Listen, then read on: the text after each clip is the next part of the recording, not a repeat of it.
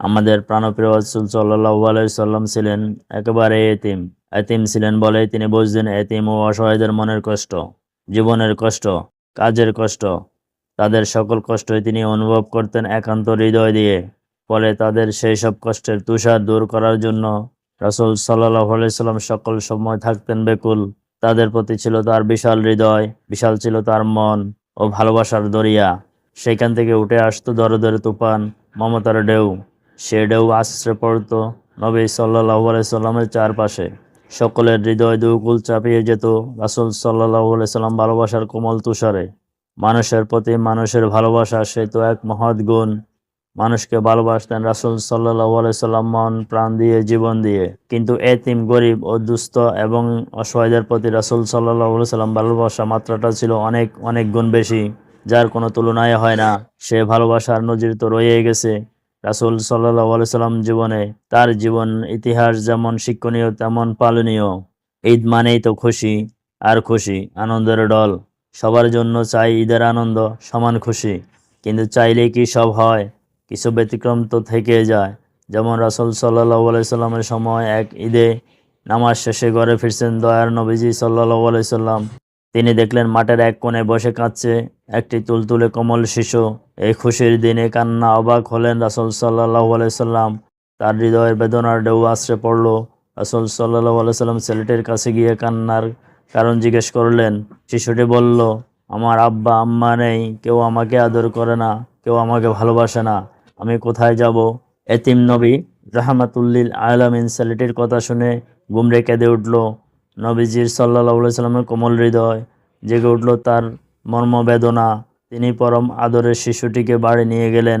হযরত আয়েশা রাদিয়াল্লাহু তাআলা আনহুকে ডেকে বললেন, হে আয়েশা, ঈদের দিনে তোমার জন্য একটি উপহার নিয়ে এসেছি, এই নাও তোমার উপহার। ছেলেটিকে পেয়ে দারুণ খুশি হলেন হযরত আয়েশা রাদিয়াল্লাহু তাআলা আনহু।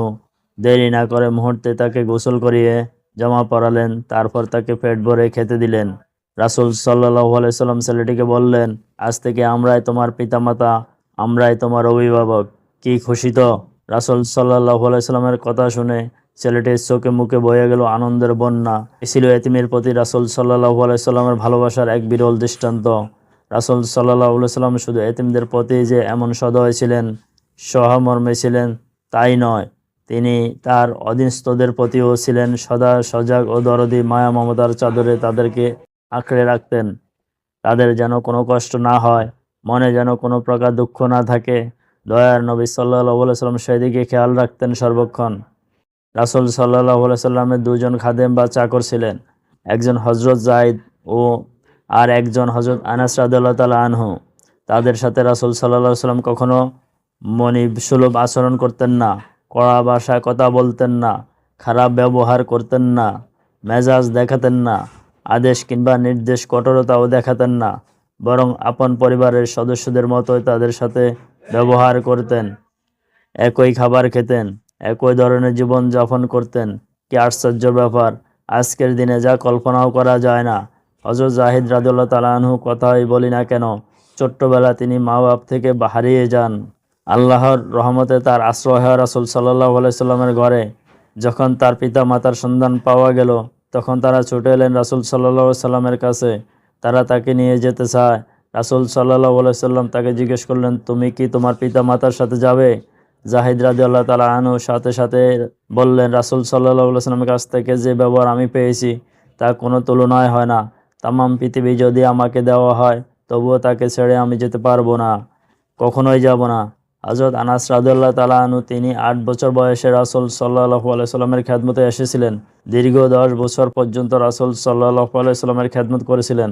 সে হযরত আনাস রাদিয়াল্লাহু তাআলা আনহু বলেন, দীর্ঘ ১০ বছর রাসূল সাল্লাল্লাহু আলাইহি ওয়াসাল্লামের খেদমত করেছি, কিন্তু এই ১০ বছরের মধ্যে কোনো একটি দিনও রাসূল সাল্লাল্লাহু আলাইহি ওয়াসাল্লাম আমাকে একটি কথাও ধমক দিয়ে বলেন নাই। এমনই ছিল রাসূল সাল্লাল্লাহু আলাইহি ওয়াসাল্লাম আচার ব্যবহার, এমনই ছিল তাদের প্রতি তার হৃদয়ের ভালোবাসা, এমনই ছিল তার উদারতা, ছিল দয়া ও মমতার অসীম সাগর। সাগরের চেয়েও অধিক রাসূল সাল্লাল্লাহু আলাইহি ওয়াসাল্লামের মতো এমনই হৃদয়ের অধিকারী হতে হবে আমাদের।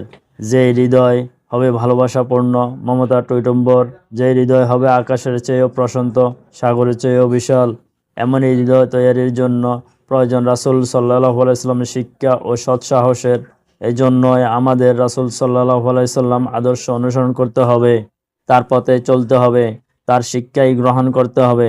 তাহলে কেবল সুন্দর, সার্থক ও সফল হবে আমাদের জীবন। আসুন আমরা রাসূল সাল্লাল্লাহু আলাইহি সাল্লামকে ভালোবাসি, তার শিক্ষা গ্রহণ করি, তার আদর্শ অনুসরণ করি, তারই দেখানো আলোর ঝলমলে পথে সর্বদাই চলি।